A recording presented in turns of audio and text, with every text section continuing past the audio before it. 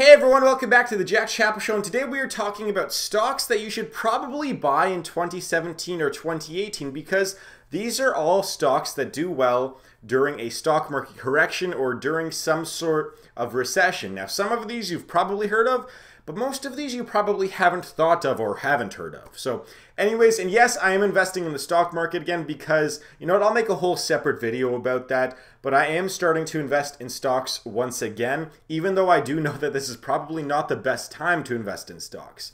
So anyways, I think that we should get going on this video right here. So first off, I want to start with the why people should buy certain stocks today and why some stocks are recession proof. So we're going to look at the S&P 500 index here. So these are the most common stocks that people usually just buy, stocks that are in the S&P 500. So it's just giant companies. And then we're going to take a look here. So the recession kind of started in late 2007, but really started hitting in 2008. But from 2007 to roughly 2013, midway through 2013, so about 5.5 to 6 years, if you bought a stock in 2007, it would take you about 5 to 6 years in order for you to get a return on that stock in the S&P 500, just on average, right? And so what I'm looking at are stocks today where if you were to invest right before the recession, you would still be fine in like a year or two. You'd still see a pretty good return. And so that's what I think of as recession-proof stocks and stocks that you should think about buying today. Is stocks that you will get a return definitely within 5 years, but hopefully within 2 years or 3 years. Because you can't, there isn't really a true recession-proof stock that'll skyrocket during a recession. That just doesn't happen.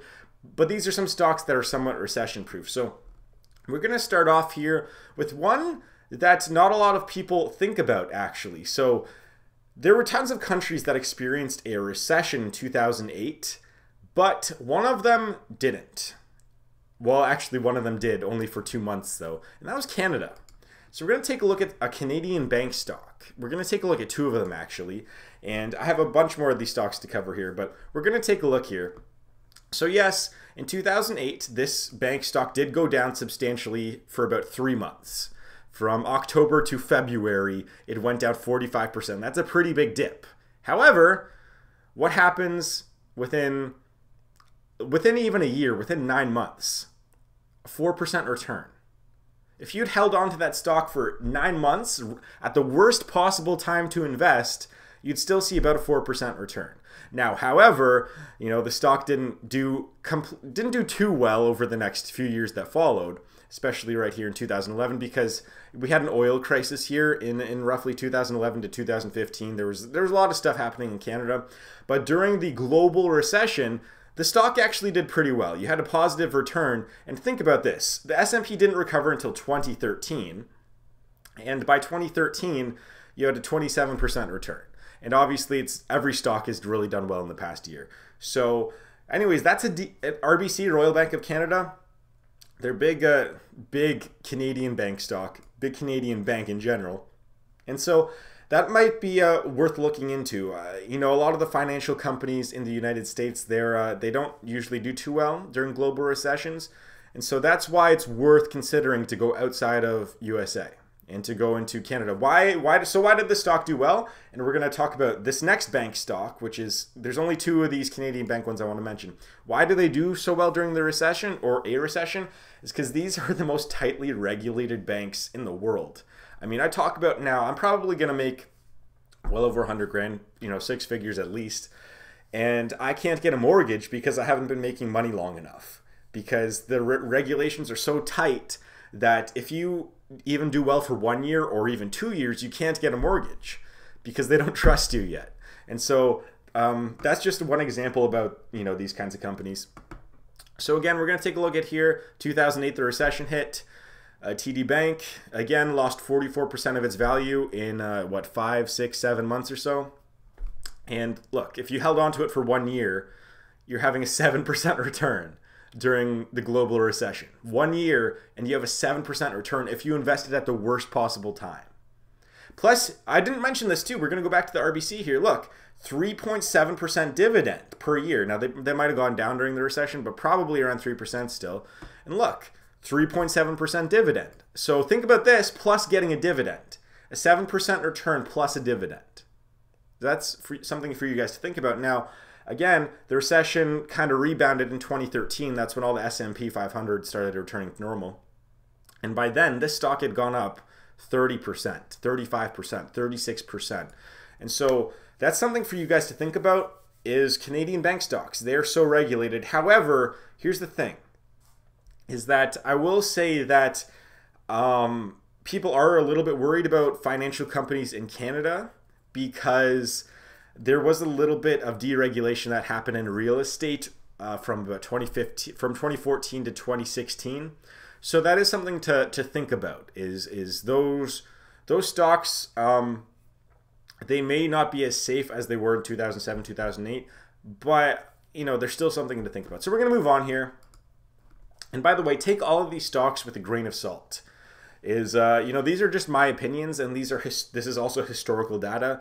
It might be completely different. There might not be a recession coming. I don't really know. And also, I should mention before I keep going, if you want to see more videos like this, check out my stock market program. So it's going to be a monthly subscription thing. I'm going to keep uploading videos. There's already like 16 hours of content on there. There's almost as much content on my website as there is on YouTube right now, which is kind of weird to think about.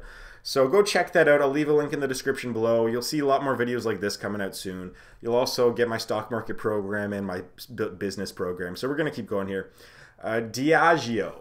What is Diageo? Diageo is, so they're a beverage company, but they're a liquor company. So why would you want to invest in a liquor company during a recession? Well, it's because usually, unfortunately, people turn to liquor when times are bad. People buy liquor and alcohol when times are bad because that's how they escape their problems. So if you are morally okay with taking advantage of that, that might be something for you guys to look into. So again, during the recession, S&P 500 dipped about 56%. This one dipped about 32%. Actually, the recession started in, August 2008. So this is when the recession started, and the stock actually kind of went up for a little bit, which is kind of funny to think about. So it went up a little bit, and then within 1 year, you had a 6% return. So August 2008 to December 18th, so within 1 year, yeah, you had a 6% return. And then by the time the S&P returned to normal in 2013, this stock had already gone up 80%. So I don't like investing in these kinds of stocks because they actually don't have a dividend, which I don't like. I don't like investing in stocks that don't have a dividend. But again, it's a somewhat recession-proof stock. I mean, even this goes back to the 2000-2001 tech bubble here. So around 2000, 1999, 2000, the stock went down 35%. And then it rebounded immediately to 13%. And even during the 2001, 9/11 here, where's 9/11? It still went up. So it's something for you guys to think about. It actually went down when times were good. So it's something to think about. I wouldn't consider this a good long-term investment, but it's a recession-proof stock. I mean, if you want to put your money into something that isn't a checking account or a stock that will go down, Diageo might be something to look at. I'm not saying buy it. I'm not saying do any of that stuff. I'm just saying it's one of those things to think about, liquor companies.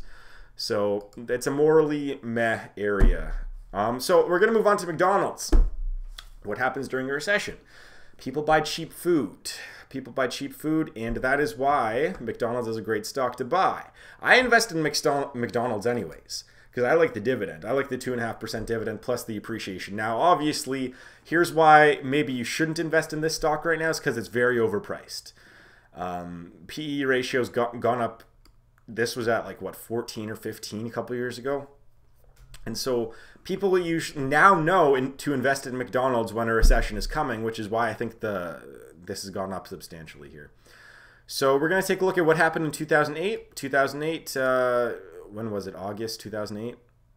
Around August 2008, $63 per share. And then within, 1 year? Within about a year and a half to 2 years, we see a 5% return. And then obviously, if you've held on to that stock since the worst time you could possibly invest, you would have seen a 140% return. And again, this is still true for the tech bubble, 2000, 40. Actually, it's not true. So McDonald's did not do well during the tech bubble. I guess that they did not do well, but still you would have seen a positive return within, 9 years? That's a long time. So maybe McDonald's isn't the stock to buy. I mean, historically, it's done fairly well during a recession, because it's people resort to cheap food. That's generally what happens when people go through a recession. Instead of going to eat at Whole Foods, buying groceries at Whole Foods, they go and eat $1 meal at McDonald's. That's generally what happens. And so, again, we've seen it here. 1987 stock market went down. 1990 stock market went down. It's done fine historically. So if you're looking to hold on to a stock for a long time, McDonald's is still safe. But, however, it is a little bit scary right now. I mean, $153 per share. I mean, I bought this at 100-ish a couple years ago, around here somewhere, 2015. I also bought more last year, so that's done pretty well. I think I bought it at about 117 or 120 bucks or something. And so I've done pretty well on McDonald's so far. And so we're going to move on to some more food stocks, I guess. So again, people resort to cheap food. This is my opinion now. So again, take this with a grain of salt here, whatever you want to think about it. But Kraft Heinz they essentially make groceries, and they make cheap groceries. So they make like butter and margarine and pretty much like a lot of high quality but cheap foods. And they pay a good dividend, 2.5%. I think that they'll still do okay during a recession, but that's just my opinion because they make a lot of cheap food and people still have to buy food, right?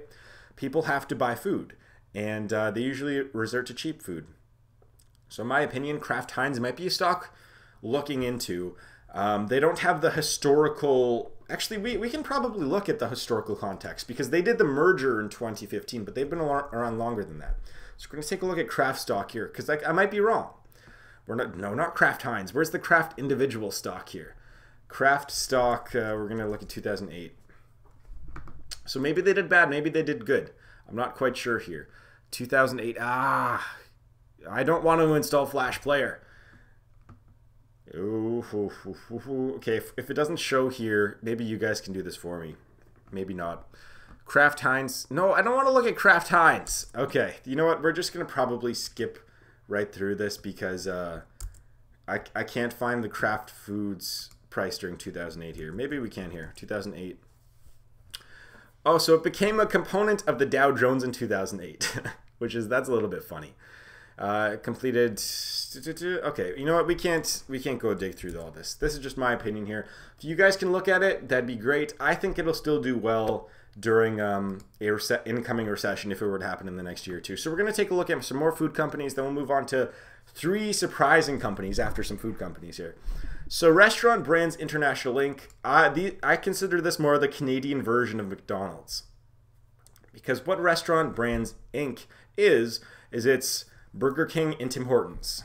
That's what it is. And again, those are cheap food brands. For those of you that don't know Tim Hortons in the United States, in Canada, it's the cheapest coffee you can buy, and it's like the biggest coffee brand in Canada. And people will keep going there and order their $1 or $2 coffee or $3, probably $1 or $2, right? They'll just keep doing it. That's just what happens. So it's worth looking into. And again, they're owned by Berkshire Hathaway, right? Partially owned by Berkshire Hathaway. So obviously, Warren Buffett likes it. Warren Buffett likes this company. Again, it's worth looking into. Restaurant Brands International Inc. So if you're willing to bet on cheap fast food and cheap coffee like Burger King and Tim Hortons during a recession, I'm probably going to invest in something like this. But it pays a 1.3% dividend too, which is always nice that you have guaranteed money. We're going to take a look here. Wendy's, again, this is similar. 1.7% dividend, offer cheap food. I'm not as bullish on Wendy's, but I've been told that a lot of people are fairly bullish on companies like Wendy's and McDonald's right now. So worth looking into, cheap fast food stocks. We're not going to spend too much time on this. We're going to move on to one stock that you haven't heard of, and then 2 which surprisingly did extremely well in 2007, 2008. So Waste Management, this is the one that you haven't heard of. And again, waste management needs to happen regardless of what time period you're in, regardless of if there's a recession. So September 2008 is when the recession hit.